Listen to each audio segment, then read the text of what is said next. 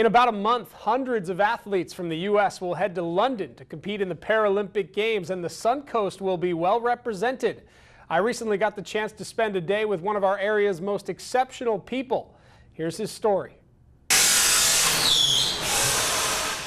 He spends his days in an unassuming warehouse in St. Pete's, but the work he does there is far from average.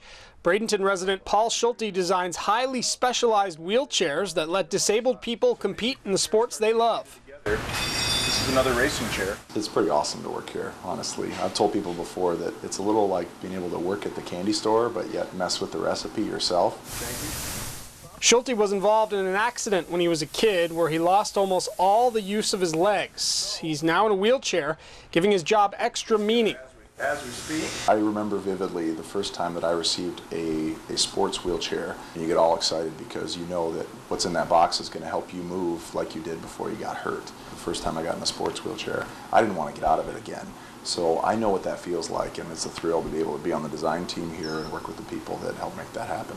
For me it was, well, if I can't run, I can't use my legs, then who am I? And so it took me a while to realize that I was the same person after my accident as I was before. And when I got reconnected with sports, it just lit fire, and it became my passion and my goals for the rest of my life.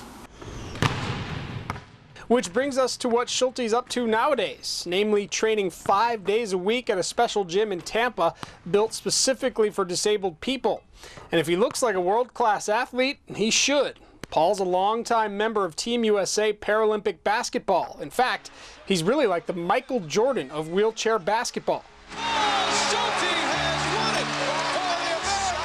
Representing your country in that opening ceremonies is a once-in-a-lifetime privilege. And then, the only thing that tops that is hearing your national anthem and receive a gold medal. So I've experienced that before and doing everything in my power to see that happens again. And as if having a fellow Suncoast resident like Paul wasn't enough reason for you to be interested in the Paralympic Games, he gives us another reason. Any athlete that you see involved in the Paralympics from any country has something in common with the other athletes there. It's that that person underwent something incredibly traumatic in their life or challenging, and rather than just say, okay, well, I'm justified to just not do anything, they chose to overcome that. They chose to strive to be better than anybody else at something in the world, and that spirit is really, I think, at the very heart of the Paralympics and resonates with everything that we love about America.